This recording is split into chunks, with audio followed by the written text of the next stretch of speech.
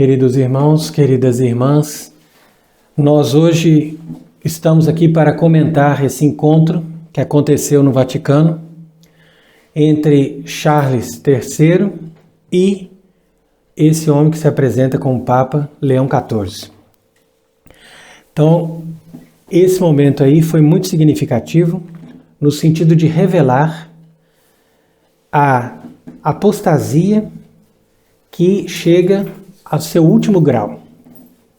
Então você pode ver que não só eles se encontraram, como acontece normalmente, quando alguém vem ali, um chefe de Estado vem visitar o Papa, e aí mesmo que a pessoa não seja católica, então é claro que o Romano Pontífice deveria receber, deveria dar uma exortação e deveria ter uma cortesia com a pessoa. Mas aqui não é isso que está acontecendo. Nós estamos vendo que este homem, Charles III, se apresentou ali no Vaticano como aquele que é o chefe, portanto a cabeça da Igreja da Inglaterra. Então é isso que a gente tem que se deter para a gente entender o problema. E ele, como supremo governante e ao mesmo tempo chefe supremo da Igreja naquele país, então ele rezou junto com Leão XIV. Então essa oração unida representa a reconciliação dessas duas igrejas.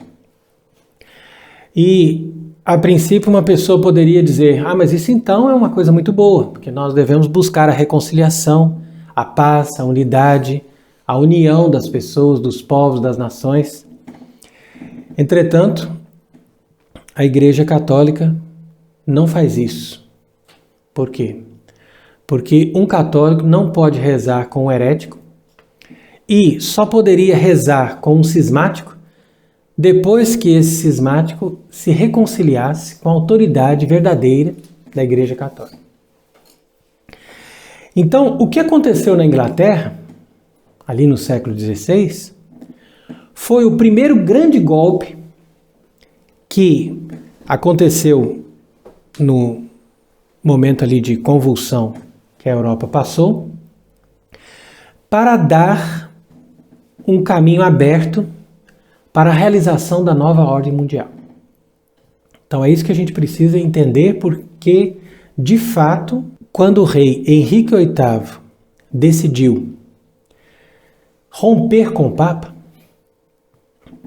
então ele se autoproclamou chefe da igreja, que eles afirmam que é católica, da Inglaterra.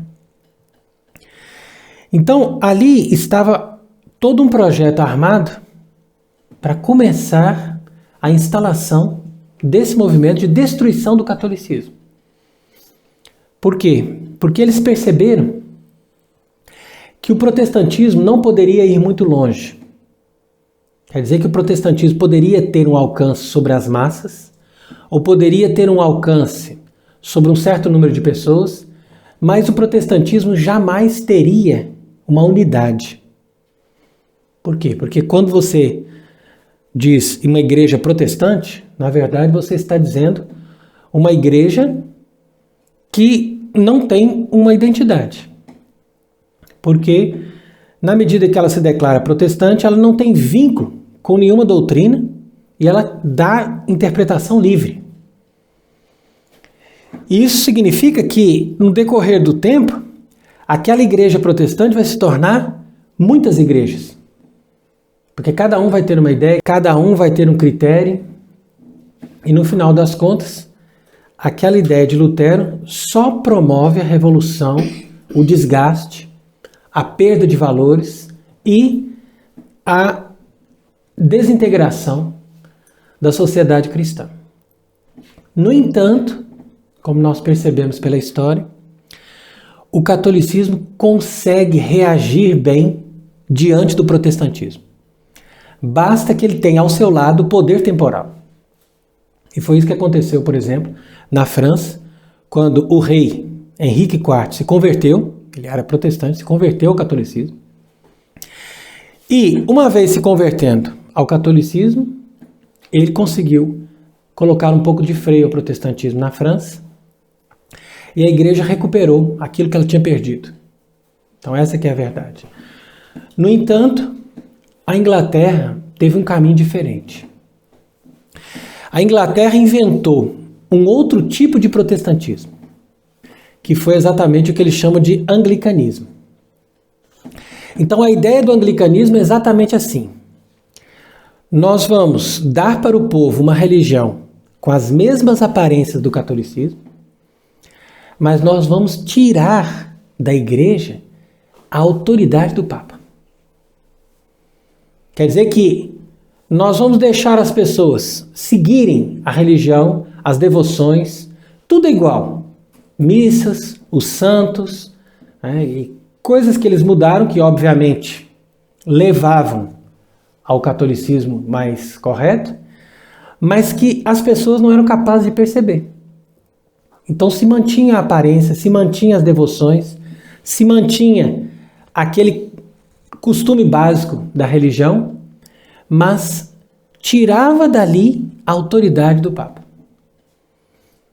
E por isso mesmo, com a insistência de perseguir o catolicismo e de expulsar da Inglaterra a autoridade do Papa, foi que o Papa São Pio V excomungou a Rainha Elizabeth. Então quer dizer que o golpe final dessa separação, que mostra qual que foi a posição dessa corte da Inglaterra e qual foi a posição de Roma, foi justamente a ocasião em que o Papa São Pio V excomungou a Rainha Elizabeth. E a partir dali se deu essa ruptura total, que no caso, na época de Henrique VIII, estava se consumando, depois deu algum passo para trás com a Rainha Maria, Mary, e depois veio a Rainha Elizabeth e concluiu a obra. Claro que todos esses governantes, tanto Henrique VIII quanto essa sua filha, foram pilotados e manipulados por essas pessoas que estavam ali trabalhando para que o poder temporal da Inglaterra ficasse completamente cismático e apóstata. Então, é por isso que nós devemos, hoje, não só denunciar esse encontro de orações que eles fizeram no Vaticano, mas também mostrar os fundamentos da doutrina, para que as pessoas entendam por que essas falsas autoridades estão com todo o poder, não só do ponto de vista temporal, mas também do ponto de vista espiritual, e por que isso é extremamente prejudicial para nós católicos e para toda a humanidade. Inclusive, esses dias, Leão XIV recebeu ali no Vaticano este jubileu na peregrinação dos ciganos. E como nós sabemos, os ciganos praticam várias coisas como magia, idolatria, superstições, etc. E ele, em nenhum momento, disse para os ciganos se converter. Ao contrário, disse que a igreja os ama, que a igreja os acolhe e que eles sejam bem-vindos e está tudo bem. Só deu ali um recadinho para eles trabalharem com honestidade, fazer alguma coisa melhor e tal, mas ficou por isso. Em matéria de fé não precisa mudar nada. Depois recebeu o MST, que nós sabemos que é um movimento extremamente perigoso, e ganhou deles uma imagem péssima ali, que evoca o candomblé, etc., e achou que está tudo bem. Então, quer dizer, são coisas pequenas, mas vão se juntando e vão mostrando onde que está ali o espírito que está reinando hoje no Vaticano. E aí aconteceu também uma polêmica nos Estados Unidos, porque teria saído em algum lugar um vídeo do Cardeal Burke dizendo que ele estava fazendo oposição a Leão XIV. E aí ninguém conseguiu ver esse vídeo porque desapareceram com ele, a não ser um que deu testemunho que viu o vídeo, que é aquele tal de Michael Matt, que por sinal é alguém bem interesseiro, que fica ali querendo sempre fazer essa lógica, né, de questionar o que acontece ali no Vaticano, mas ao mesmo tempo reconhecendo a autoridade desses falsos papas. Então isso aí gerou uma polêmica nos Estados Unidos, porque o próprio cardeal Burke veio ali dizer que esse vídeo é falso, que não tem nada a ver. E, por outro lado, o Michael Matt, não sabemos exatamente com que interesse, mas ele saiu dizendo que viu o vídeo, que o vídeo não é falso não. Que o vídeo realmente tem uma manifestação desse cardeal contra esse falso papa. Então, isso acaba sendo importante também do ponto de vista de vermos que as coisas estão começando a ferver. E por mais que as pessoas tenham colocado alguma esperança nesse aí que sucedeu Francisco, nós vemos que de fato ele é como um camaleão, como a gente costuma dizer. Né? Quer dizer que alguém que se disfarça muito bem, que sabe colocar uma roupinha melhor, mas vai pelo mesmo caminho, pela mesma doutrina falsa e, de uma forma ainda mais sutil, ele continua o trabalho de demolição da Igreja Católica. Então, por isso que a gente chama atenção para essas coisas, porque a gente fica triste de ver que esses bispos são covardes e que esse cardeal, por exemplo, poderia se manifestar de fato e falar a verdade e entender que a doutrina católica não pode conceber a ideia de alguém que seja papa e ao mesmo tempo seja herético. E baseando-nos nos princípios da própria doutrina, da própria fé católica, nós poderíamos chegar a uma conclusão muito mais fácil, ao invés de ficar com tantas elucubrações doutrinárias e tantas coisas aí que as pessoas fazem, e discernir que nós não podemos estar na obediência de uma autoridade que não é vinculada a Deus. Aí que está a questão. Porque toda a sociedade, ela caminha a partir da obediência. E a obediência que nós damos às autoridades civis ou às autoridades religiosas, ela deve estar em sintonia com a obediência que nós queremos dar a Deus.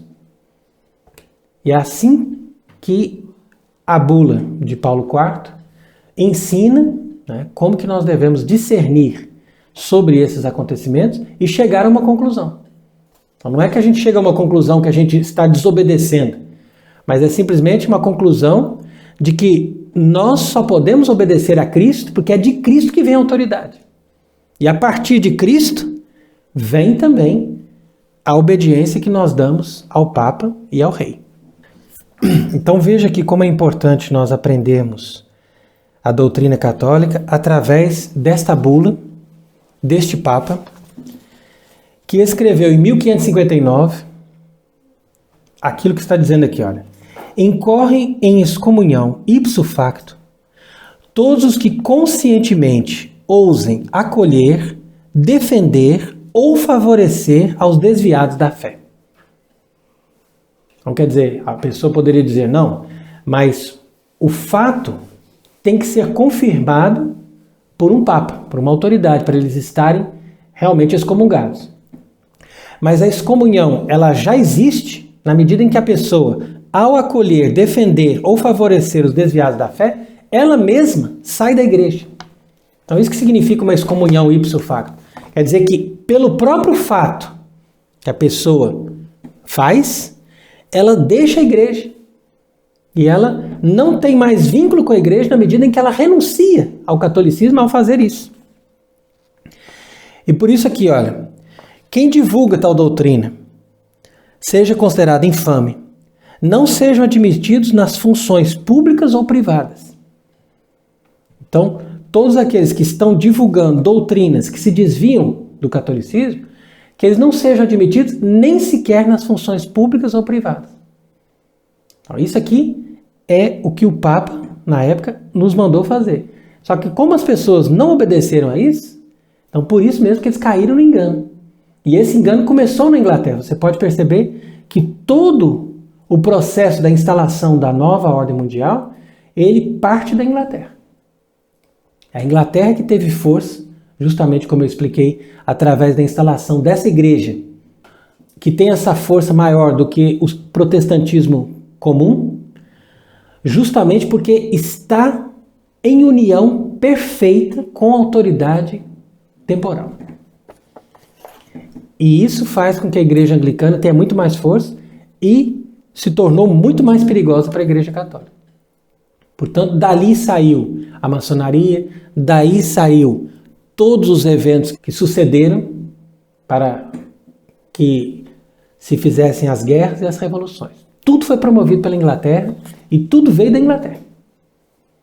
Porque na mesma hora que eles expulsaram o Papa, que eles disseram não queremos estar em obediência ao Papa, nessa mesma hora se instalou ali o quartel-general dos judeus e eles começaram a dominar o mundo através da força política e religiosa da Inglaterra. Então, o Papa Paulo IV mostra bem que as pessoas que se desviam da fé católica, elas se tornam ilegítimas, não só do ponto de vista religioso, mas também do ponto de vista civil. E isso é interessante porque antes do catolicismo ser instalado, ou seja, no tempo dos apóstolos, no tempo dos primeiros cristãos, então se um governante protegesse a religião cristã e desse liberdade à religião cristã, e fosse alguém que garantisse a paz e o bem comum, essa pessoa já era considerada um governante legítimo. Veja bem, por quê? Porque ali você vê um paganismo em processo de aceitação daquilo que Deus estava pedindo. Percebe? Então, isso aconteceu no começo. Desde o momento em que Constantino ele aceitou a proposta de Deus e colocou a religião católica como uma religião válida e uma religião que estava ali sendo aceita ao lado da religião romana, então se deu um passo maior para isso. Então, a força dessa legitimidade do poder temporal aumentou. Até o momento que Teodósio, depois de 50 anos, veio e colocou o cristianismo como a religião oficial do Império Romano. Então vai vendo os passos. Depois desse passo, ou seja, depois de que o império maior que existia na Terra colocou a religião católica como a religião oficial, a partir dali, qualquer um que dá um passo atrás é um apóstata, como aconteceu com Juliano, por exemplo. E uma vez que a pessoa dá o passo atrás, ela se torna ilegítima. Então alguém poderia dizer, não, mas Juliano praticava o mesmo paganismo dos outros lá, que eventualmente deram alguma liberdade para os cristãos. Por que os cristãos obedeceram esses e não obedeceram Juliano? Porque o Juliano deu o passo atrás, é apostasia. Quer dizer, se você está em processo de aceitar cada vez mais para frente, então você é legítimo. Por isso que os apóstolos dizem, olha, submetei-vos às autoridades, né, e obedecer essas autoridades como se fosse a Deus. Porque essas autoridades, se eles davam liberdade para o cristianismo, eles eram legítimos. Eles pelo menos estavam aceitando aquilo que Deus propunha. Agora, quando eles, uma vez já são cristãos e voltam para trás, e rompem com a igreja, e rompem com o Papa, então eles se tornam ilegítimos. E foi isso que aconteceu com a coroa da Inglaterra. Então esse tal Charles III não é rei de coisa nenhuma. Ele, na verdade, não é legítimo sucessor dos verdadeiros reis ingleses que eram submissos ao Romano Pontífice e que estavam em plena sintonia com a fé católica. Mas ele não passa de um sucessor de Henrique VIII, ou seja, de uma cadeia de sucessores ilegítimos e apóstatas que fizeram uma falsa igreja que, por sua vez, foi o berço da instalação de toda a impostura que está hoje no mundo. Por isso que nós estamos explicando essas coisas, justamente na véspera dessa festa de Cristo Rei. Por quê? Porque toda a argumentação que nós estamos fazendo nas nossas conferências, desde que começamos, é no sentido de mostrar para as pessoas esse princípio básico fundamental. Toda autoridade foi dada para Cristo, porque Cristo foi constituído pelo Pai, Senhor e chefe do mundo. Não só da vida religiosa, da igreja, mas também da sociedade. Portanto, uma autoridade que não está submissa a Cristo é uma autoridade ilegítima. E essa é a base da argumentação da festa de Cristo Rei. Que essa festa, profeticamente proclamada por Pio XI, é uma festa extremamente importante no calendário litúrgico para mostrar, olha, Hoje eles estão contestando a autoridade de Cristo, então nós vamos celebrar o poder de Cristo como rei, não só lá no céu, como diz a igreja moderna, porque a igreja moderna levou a festa de Cristo Rei lá para o final do ano litúrgico, para dizer, olha, ele é rei, mas lá no céu. E Pio XI não quis dizer isso. Falou, não, é rei antes da festa de Todos os Santos. Por quê? Porque depois da festa de Todos os Santos, nós já estamos falando da eternidade. E antes da festa de Todos os Santos, nós estamos falando das realidades terrenas. Então a festa de Cristo Rei no último domingo de outubro é para dizer o seguinte, ó, antes que acabe o mundo e que as coisas se foquem somente na vida eterna, nós vamos ver Cristo reinar nesse mundo. Então essa é a mensagem. E essa mensagem tem que ser proclamada não só no sentido de termos a esperança disso acontecer, mas no sentido também de não cairmos na impostura de estarmos nos submetendo a autoridades que estão contrárias a Cristo Rei. Mesmo que eles digam, não, nós estamos rezando a Deus, nós amamos Cristo, nós somos submissos a Cristo. Mentira. Por quê? Porque não é possível você estar em plena sintonia com Cristo se você não está sob a única autoridade do Papa. E ao mesmo tempo não é possível você estar sob a única autoridade de um Papa se esse Papa não for um Papa verdadeiro que esteja vinculado com toda a doutrina e com tudo aquilo que os verdadeiros papas decidiram. Porque, do contrário, nós estamos criando uma nova igreja e uma nova igreja não pode ter um papa verdadeiro. Só pode existir uma verdade, só pode existir uma igreja, portanto, só pode existir um papado e um tipo de papa que seja realmente legítimo no sentido de ser sucessor de São Pedro. Por quê? Porque não se pode caminhar em duas direções e querer dizer que você está fazendo uma coisa correta, porque uma coisa vai estar contrária à outra. Então é isso que diz aqui essa bula, quando ele diz que essas pessoas não podem ter funções nem nos conselhos, nem nos sínodos, nem nos concílios provinciais ou gerais, nem num conclave de cardeais, ou em qualquer reunião de fiéis, ou em qualquer outra eleição. E se alguém tiver a condição de juiz, por exemplo, até isso é importante, porque o juiz também é um poder judiciário. Então a condição de um juiz, todas as suas sentenças serão nulas. Até o juiz, se ele não está vinculado à fé católica, não está na obediência ao Papa verdadeiro, todas as suas decisões são nulas. Percebe? Então quer dizer, não é só o poder executivo, não é só o poder religioso, mas também o poder judiciário e, portanto, o poder legislativo, que acompanham, todos eles se tornam uma só panela de coisas ilegítimas para fazer uma sopa amarga e venenosa, matar as pessoas. Então é isso que está dizendo aqui, olha.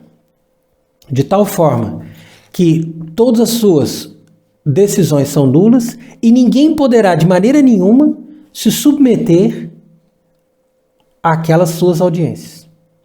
Se for um advogado, seu patrocínio também é nulo. Se for um escrivão, seus papéis carecem de eficácia e vigor. E ademais os clérigos serão privados também, pela mesma razão, de cada um dos benefícios e ofícios eclesiásticos. Inclusive, como já foi dito, qualquer que seja o grau ou modo de obtenção desses ofícios eclesiásticos. Então, quer dizer, tudo isso se aplica, em primeiro lugar, à Igreja Anglicana.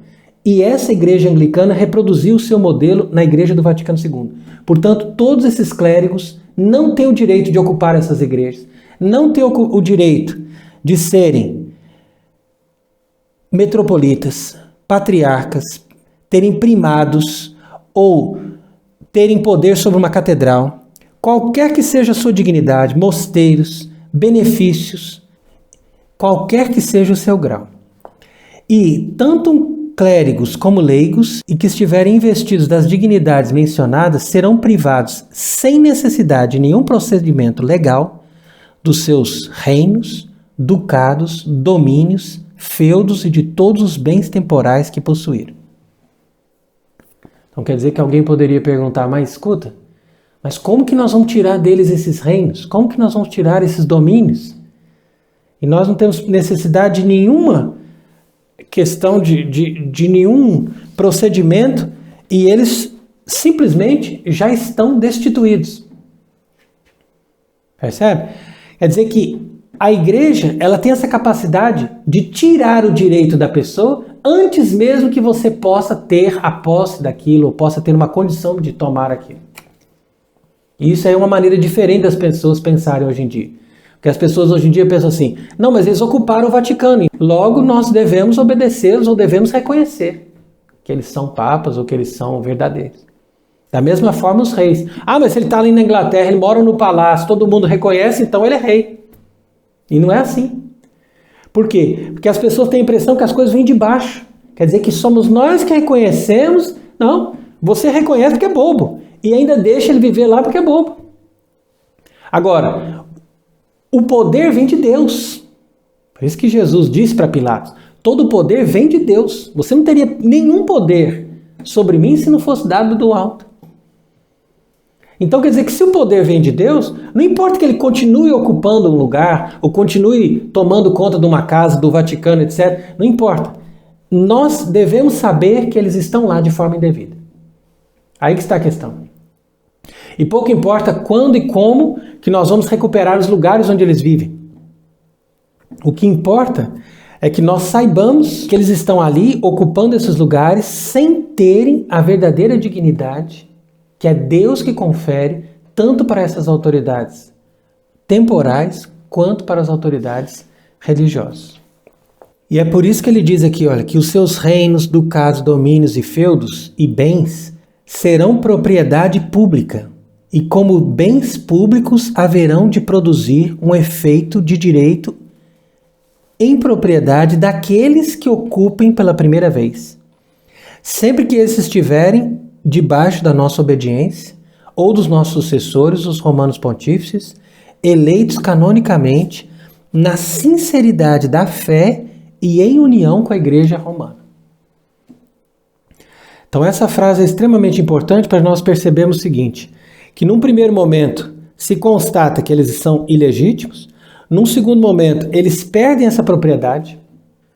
Então isso aí é uma questão que vai acontecer depois, porque de fato haverá ali grandes colapsos no mundo, de tal forma que essas pessoas serão destituídas dessas propriedades. E essas propriedades serão ocupadas, como diz ele aqui, por pessoas mesmo que eles ocupem pela primeira vez, desde que eles estejam sempre debaixo da obediência do verdadeiro Papa. Então todo mundo vai ser reorganizado segundo aquilo que o Papa Paulo IV ordenou nessa bula. Então, as coisas vão ser reorganizadas a partir do momento que Deus decretar que deve ser assim, e nós vamos seguir exatamente a orientação que está nessa bula, deixando com que os bens e as propriedades desses impostores sejam ocupados por aqueles que estiverem em perfeita obediência ao Romano Pontífice, legítimo sucessor de São Pedro, claro que não são esses que estão aí agora no Vaticano, e uma vez isso acontecendo, o mundo volta à ordem cristã e aí se instala novamente o reino de Cristo. E isso é o que nós desejamos, porque nós estamos a serviço de Cristo e não a serviço de uma qualquer igreja, seja a igreja anglicana, ou seja a igreja do Vaticano II, ou qualquer igreja protestante que possa se apresentar. Mas na única igreja, na única fé é que nós devemos servir a Deus. Por isso que ele diz aqui, olha, na sinceridade da fé e em união com a Santa Igreja Romana. A Santa Igreja Romana não é a igreja sinodal. Inclusive, nessa semana também, houve muito reboliço aí com uma carta aberta que uns redentoristas tradicionais divulgaram, dizendo que eles estavam rompendo com a igreja sinodal. Então isso daí realmente foi algo muito forte, e eu faço questão também de comentar, porque esses redentoristas são pessoas sérias, são pessoas que vivem realmente segundo a Igreja Católica, a vida religiosa, a vida de clérigos, e eles têm um grande apostolado no mundo inteiro, tem casos nos Estados Unidos, na Nova Zelândia, tem a sede deles na Escócia, são muito bem formados e são realmente uma referência importante.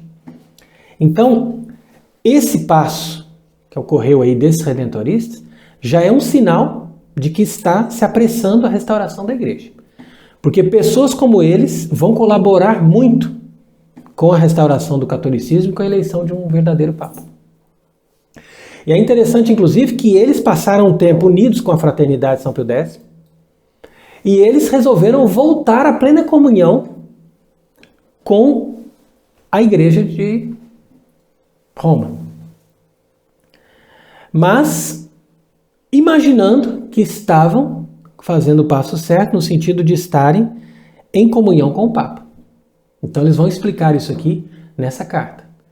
Então eu achei muito interessante o movimento que eles fizeram, porque eles foram praticamente fundados por Monsenhor Lefebvre, e depois eles progrediram muito ali no ambiente tradicional, e depois fizeram essa busca de estarem reconciliados, bem direitinho ali, como uma comunidade Ecclesia Dei, alguma coisa semelhante. Mas agora eles fizeram uma constatação. E essa constatação, que é a mesma que nós fizemos, e outros grupos estão fazendo, ela é necessária, porque quando a pessoa chega a essas conclusões, pelo menos ela já está apontada para a eleição de um futuro Papa que tem essa verdadeira autoridade. Porque do contrário, nós não vamos sair de lugar nenhum. Ninguém vai querer viver de uma igreja sede vacantista. Nós não vamos passar o resto da vida submetendo-nos a esses bispos que se apresentam por aí, dizendo, não, eu sou um bispo sede vacantista, você tem que me obedecer, mas da onde vem a jurisdição dele? Então, quer dizer, aí que está o problema. Porque como é que a gente vai saber que esse bispo tem a fé católica completa? Como é que a gente vai saber que esse bispo garante para nós a verdadeira justiça? Isso é quase impossível. Por quê? Porque a igreja não é feita de um só bispo. A igreja é feita de um papa com os bispos em torno dele. Então cada bispo vai formando uma igreja em volta dele e isso vai gerando mais anarquia.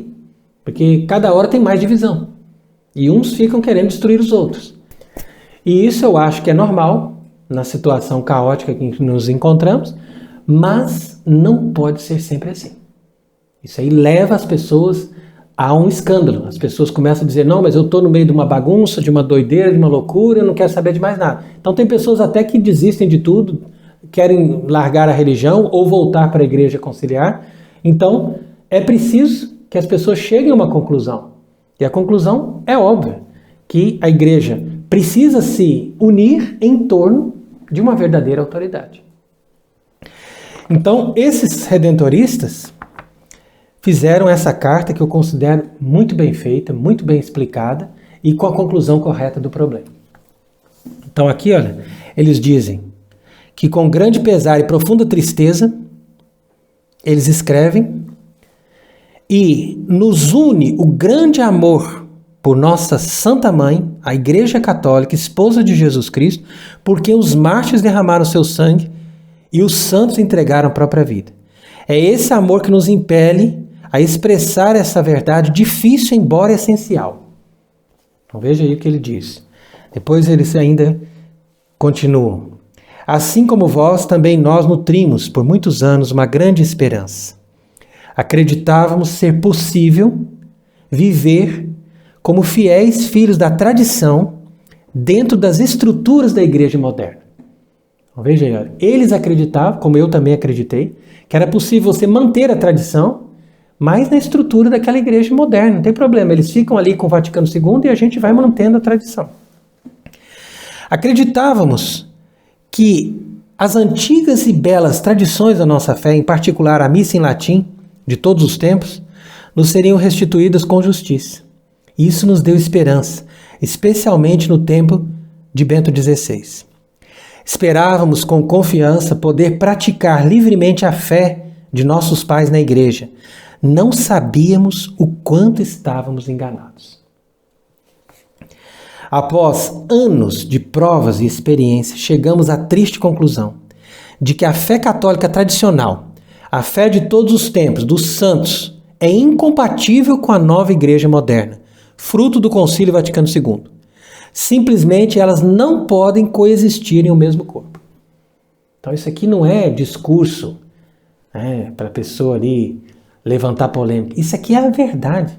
Isso aqui é uma coisa evidente, uma coisa que as pessoas estão experimentando na realidade da experiência. E por isso mesmo que nós tivemos essa mesma postura que esses redentoristas estão tendo agora.